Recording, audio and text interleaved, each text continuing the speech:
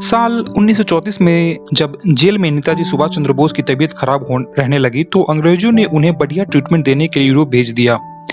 हालांकि ट्रीटमेंट का खर्च नेताजी की फैमिली को ही उठाना पड़ा। वो धुन के पक्के आदमी थे, इसलिए कभी भी वहां चुपचाप नहीं बैठे। इलाज कराते कराते उन्होंने प्लानिंग की कि वो इंडियन स्टूडेंट्स को इंडियन फ्रीडम स्ट्रगल के लिए यूनाइटेड करेंगे।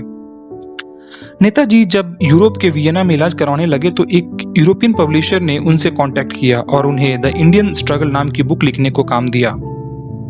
उन्हें इसके लिए एक असिस्टेंट की जरूरत थी। उन्होंने यह बात अपने एक फ्रेंड को बताई। उनके फ्रेंड डॉक्टर माथुर ने उन्हें दो लोगों का रेफरेंस दिया। सुभाष चंद्र बोस ने दोनों लोगों का इंटरव्यू के लिए बुलाया, लेकिन उनके स्किल्स के बेसिस पर उन्होंने एमिली शैंकल नाम की 23 साल की लड़की को सिलेक्ट कर लिया। एमिली का काम नेताजी को काफी पसंद आने लगा और उन्होंने उसे परमानेंट जॉब पर रख लिया। एमिली के पिता एक जाने माने वेटनरी डॉक्टर थे। जब एमिली नेताजी की असिस्टेंट बनकर काम करने लगी तो धीरे धीरे नेताजी उनसे काफी इंप्रेस हुए। नेताजी को एमिली पसंद आने लगी थी और कुछ ही दिनों में नेताजी ने प्रपोज भी कर दिया। उन दिनों नाजी जर्मनी के टफ कानूनों को देखते हुए दोनों ने बाद में गास्ते नाम की जगह पर बिल्कुल प्राइवेट फंक्शन में शादी कर ली। जब नेताजी और एमिली शैंकल ने शादी की तो दोनों की उम्र में करीब 13 साल का डिफरेंस था। नेताजी के पोते सौगत बोस उनके ऊपर एक किताब लिखी। इसमें साफ साफ लिखा था कि एमिली शैंकल से शादी करने के पहले उन्हें शादी के कई ऑफर मिले, लेकिन उन्होंने किसी में भी इंटरेस्ट नहीं दिखाया। लेकिन एमिली से मिलने के बाद उनके अंदर काफी चेंज आ गया। इस किताब में एमिली शैंकल की तरफ से कहा गया कि प्यार में इनिशिएटिव सुभाष चंद्र बोस की ओर से लिया गया था और धीरे धीरे उनके रिलेशन रोमांटिक होते चले गए। 1934 से लेकर मार्च 1936 के बीच ऑस्ट्रिया और चेकोस्लोवाकिया में रहने के दौरान हमने रिलेशनशिप क्लोज होते चले गए। एमिली एक कैथोलिक ईसाई परिवार में पैदा हुई थी। उनके परिवार को यह बिल्कुल पसंद नहीं था कि वो किसी इंडियन के यहाँ काम करे।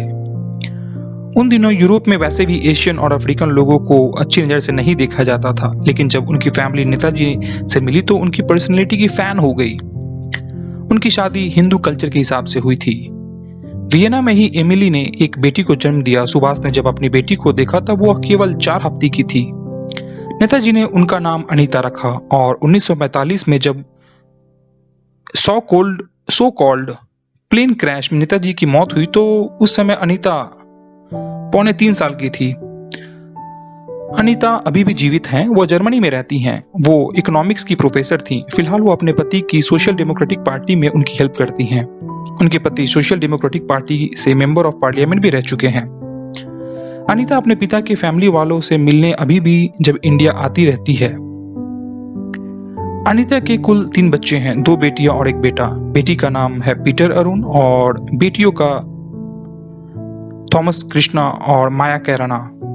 अनीता के बच्चों के नाम को देखते साफ नजर आती है कि उन्होंने अपने पिता के इंडियन कल्चर को बच्चों के नाम से जिंदा रखा है। अनीता ने अपने पिता की लाइफ पर एक किताब सुभाष चंद्र बोस इन जर्मनी लिखी है। ये किताब इंडिया के प्रेसिडेंट को देने वो खुद 2013 में इंडिया आई थी, जब डॉक्टर प्रणब मुखर्जी देश के प्रेसिडेंट हुआ करते थे। 6 फरवरी 2013 को अपने पिता की बायोग्राफी में उन्होंने प्रणब मुखर्जी को गिफ्ट की थी। इस किताब का publication Indo German society of India ने किया है। बीबीसी की एक रिपोर्ट के अकॉर्डिंग नेताजी और एमिली ने टाइमली एक्सपेक्ट कर लिया था कि उनका रिलेशन बहुत अलग तरीके का है और डिफिकल्ट होने वाला है, क्योंकि ये बात तो साफ थी कि नेताजी अपने देश के फ्रीडम स्ट्रगल के लिए लड़ रहे थे। दोनों एक दूसरे के लिखे लेटर में जैसे एड्रेस करते थे वो काफी इंटरेस्टिंग है। एमिली नेताजी को मिस्टर बोस लिखती थी, वहीं नेताजी उन्हें मिस शैंकल लिखते थे। ये सच है कि नेताजी की छुपकर रहने की मजबूरी थी। आर्म स्ट्रगल और यूरोपियन दोस्तों से हेल्प मांगने के चलते नेताजी अपने फैमिली को लेकर एक्स्ट्रा केयरफुल रहते थे। एमिली को लेकर उनके अंदर कैसी फीलिंग थी उसे इस लेटर से समझा जा सकता है, कि जिसे आप सुभाष चंद्र बोस का लिखा लव लेटर भी कह सकते हैं। ये लेटर नेताजी के जाने के बाद एमिली ने खुद उनके भतीजे शिशिर बोस की पत्नी कृष्ण बोस को हैंड ओवर किया था। इस लेटर में नेताजी ने लिखा था, डार्लिंग, टाइम आने पर तो पहाड़ भी पिघलते हैं। मैं तुमसे कितना प्यार करता हूँ ये बताने के लिए लिखने से खुद को रोक नहीं पा रहा हूँ। मुझे नहीं मालूम कि फ्यूचर में क्या होगा। हो सकता है पूरी लाइफ मुझे जेल में ही बिताना पड़े। शायद मुझे गोली मार दी जाए या मुझे फांसी पर लटका दिया जाए। हो सकता है मैं तुम्हें कभी न देख पाऊं। हो सकता है कि मैं तुम्हें कभी ना लेटर लिख पाऊंगा, लेकिन विश्वास करो, तुम हमेशा मेरे दिल में और मेरे सपनों में रहोगी। अगर हम दोबारा ना मिल पाए तो अगले जन्म में मैं तुम्हारे साथ जरूर रहूंगा। इस लेटर के लास्ट में नेताजी ने लिखा है कि मैं तुम्हारे अंदर की औरत को प्यार बहुत करता हूँ, तुम्हारी आत्मा से प्यार करता हूँ, तुम पहली औरत हो जिससे मैंने प्यार किया है। लेटर के लास्ट में नेताजी ने इस लेटर को फाड़ देने की रिक्वेस्ट भी की, लेकिन एमिली ने इस लेटर को संभाल कर रखा। नेताजी और एमिली का रिलेशन इस लेवल का था कि एमिली के 27वें बर्थडे पर ही दोनों शादी कर ली। कृष्णा बोस कहती हैं कि जब उनकी मुलाकात चाची इमली से हुई तो उन्होंने शादी की तारीख के अलावा और कोई इन्फॉर्मेशन शेयर नहीं की थी। इससे पता चलता है कि नेताजी की शादी कितने सीक्रेट तरीके से हुई थी, क्योंकि सिर्फ अंग्रेज को ही नहीं बल्कि दूसरे यूरोपियन देशों की निगाहें भी नेताजी पर उस समय थी।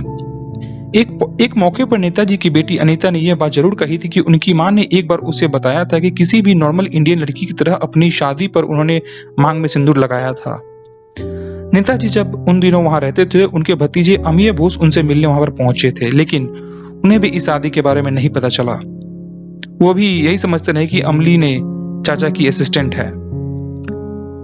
शादी की सीक्रेट रखने की कई वजह हो सकती है। कुछ पॉलिटिकल एक्सपर्ट ये मानते हैं कि एमिली एक यूरोपियन लड़की थी, इसलिए अगर एक यूरोपियन लड़की से शादी के बाद इंडिया में फैल जाती तो नेताजी को दूसरी नजर से देखा जाता, और उस समय उनका रोल इंडियन फ्रीडम स्ट्रगल में इतना इंपॉर्टेंट था कि इसका नुकसान उन्हें और इंडियन फ्रीडम स्ट्रगल को दोनों को हो सकता था, और इसमें उनकी इमेज भी खराब हो सकती थी।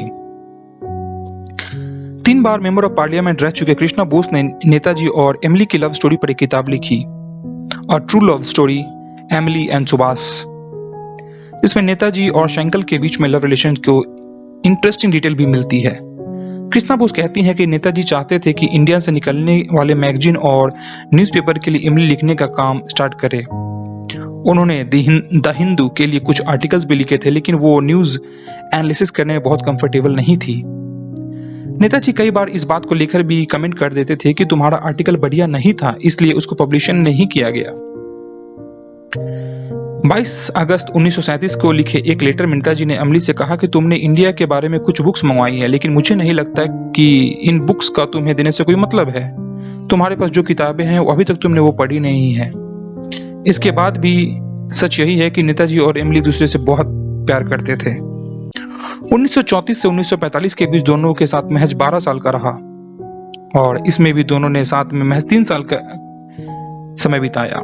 1942 में जब नेताजी की बेटी अनीता पैदा हुई तो उनका नाम उन्होंने इटालियन के रिवोल्यूशनरी नेता गैरिबाल्डी की ब्राजीलियन वाइफ अनीता गैरिबाल्डी के सम्मान में रखा।